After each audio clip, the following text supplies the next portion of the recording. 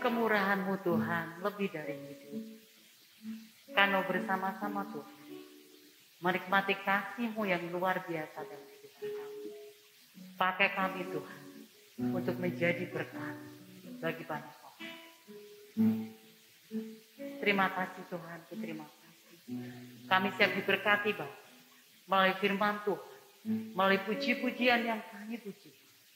Biarlah Tuhan terus menolong kami, memberkati kami. Di dalam nama-Mu kami berdoa.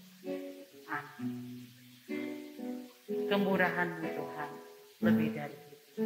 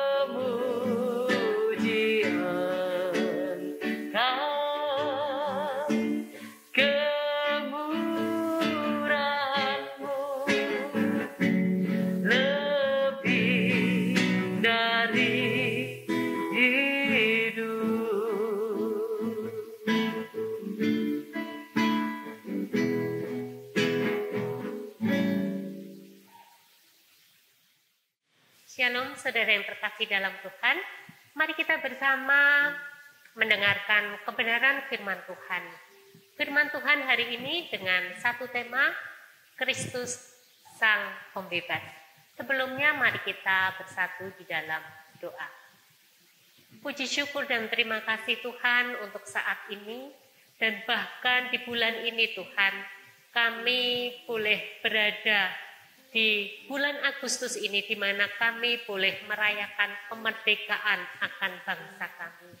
Dan saat ini Tuhan kami juga rindu untuk diberkati melalui kebenaran firman-Mu. Biarlah Roh Kudus-Mu sendiri Tuhan yang akan memimpin dan menolong kami. Dalam nama-Mu Tuhan Yesus kami berdoa. Amin. Setiap orang menginginkan yang namanya kemerdekaan atau kebebasan. Dan saya berpikir tidak ada orang yang mau hidup di dalam kekangan apapun itu.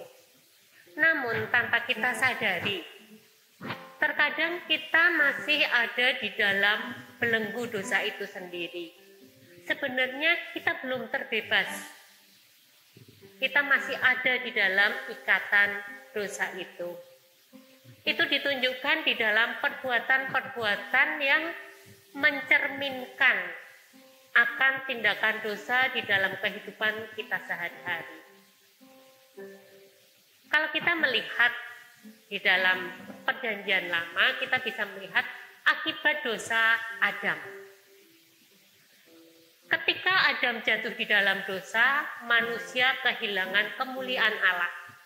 Karakter Allah yang ada pada manusia rusak. gambaran Allah yang pada manusia merusak. Dan dampak dari belenggu dosa itu sendiri, timbullah keinginan daging. Seperti di dalam Galatia 5 ayat 19, saya akan bacakan.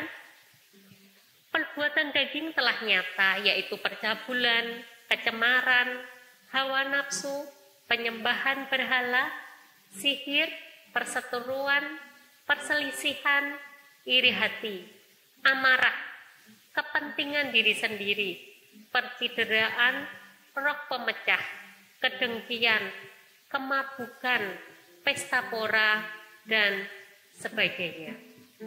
Kita tahu, semuanya itu mengakibatkan kita tidak akan mendapat kerajaan Allah. Kita tidak akan ada di dalam kerajaan Allah. Karena kedagingan itu. Karena belenggu dosa itu.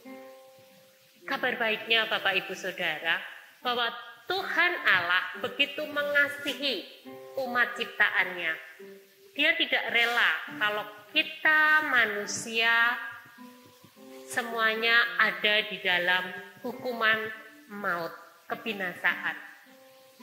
Sehingga di dalam Yohanes 3 ayat ke-16, di situ dikatakan, karena begitu besar kasih Allah akan dunia ini, sehingga ia mengaruniakan anaknya yang tunggal, supaya setiap orang yang percaya kepadanya tidak binasa, melainkan beroleh hidup yang kekal.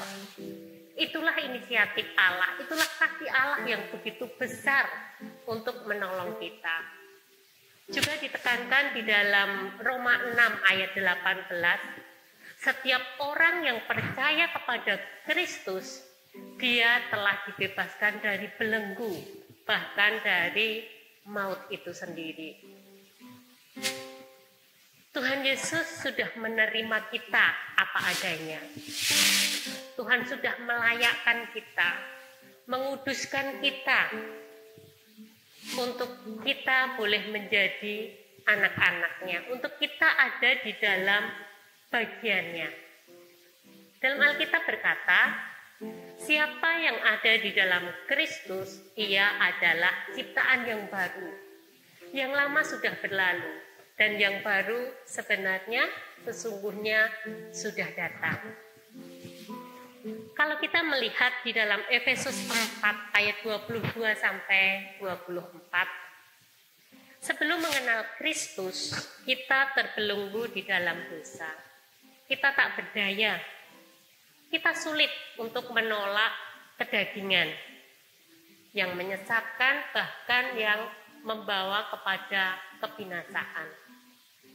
Ketika kita hidup di dalam Kristus, kita meninggalkan manusia lama kita. Kita dibaharui di dalam roh, di dalam pikiran kita, dan kita mengenakan manusia yang baru, yang telah diciptakan menurut kehendak Allah, di dalam kebenaran dan kekudusan yang sesungguhnya.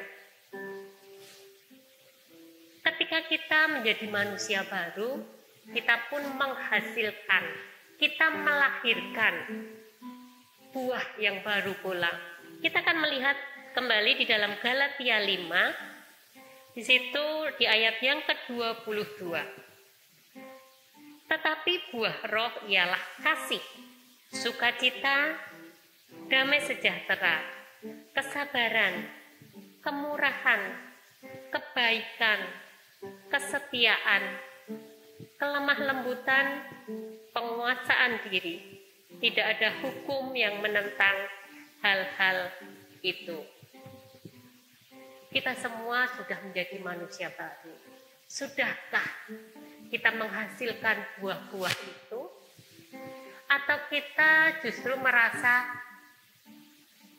aku masih terkekang, aku nggak berdaya.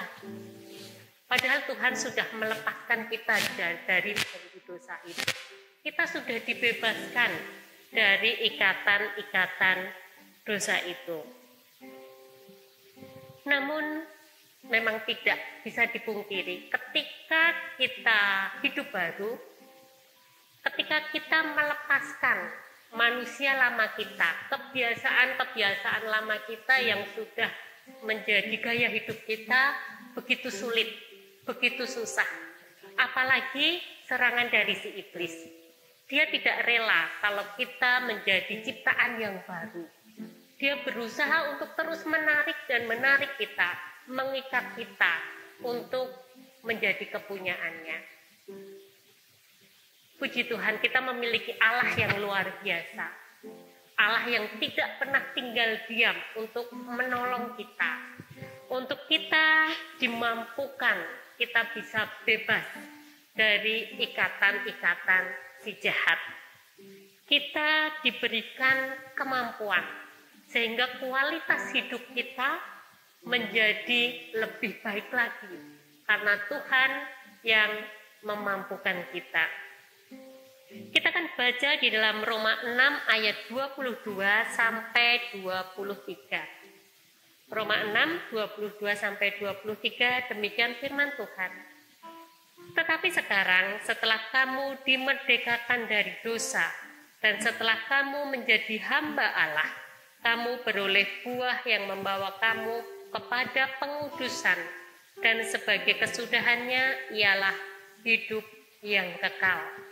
Sebab upah dosa ialah maut, tetapi karunia Allah ialah hidup yang kekal dalam Kristus Yesus Tuhan kita. Kita sudah dibebaskan dan Tuhan sudah memberikan jamin hidup yang kekal bagi kita semua. Menjadi manusia baru adalah suatu kehormatan sesungguhnya yang Tuhan karuniakan, yang Tuhan berikan bagi kita. Mari kita jaga kemerdekaan ini. Mari kita jaga kebebasan yang sudah Tuhan berikan ini dengan cara hidup yang benar sesuai dengan firman-Nya. Janganlah kita bermain-main kembali dengan dosa. Janganlah kita kembali jatuh ke dalam dosa dan terbelenggu lagi. Tetapi mari kita tetap melekat intim dengan Tuhan, sehingga kita boleh semakin dikuatkan menjadi manusia yang baru. Apakah yang menjadi balasan kita yang bisa kita berikan kepada Kristus sebagai Sang Pembebas? Juga tindakan yang nyata apa yang bisa kita berikan, yang bisa kita nyatakan kepada sesama kita sebagai ucapan syukur kita kepada Kristus Sang Pembebas? Mari kita renungkan itu. Amin. Mari kita bersatu dalam doa. Bapa, sungguh kami mengucap syukur Tuhan atas kemurahan-Mu yang begitu luar biasa Tuhan, melebihi dari segalanya. Engkau serahkan hidup-Mu untuk kami Tuhan, untuk kami terbebas dari belenggu dosa, bahkan kami boleh mendapatkan hidup yang kekal bersama dengan Engkau. Bapa yang baik, inilah menjadi doa kami, dan kami percaya Tuhan, berkat penyertaan-Mu senantiasa ada atas kami, dan kami percaya Engkau terus senantiasa menopang kehidupan kami. Inilah menjadi doa dan pengharapan kami Tuhan. Juga kami terus berdoa atas rumah sakit Baptis Batu ini Tuhan. Biarlah lawatan Tuhan boleh senantiasa ada di tengah-tengah kami. Hanya di dalam nama-Mu Tuhan Yesus kami berdoa dan mengucap syukur. Amin. Tuhan Yesus memberkati kita semua.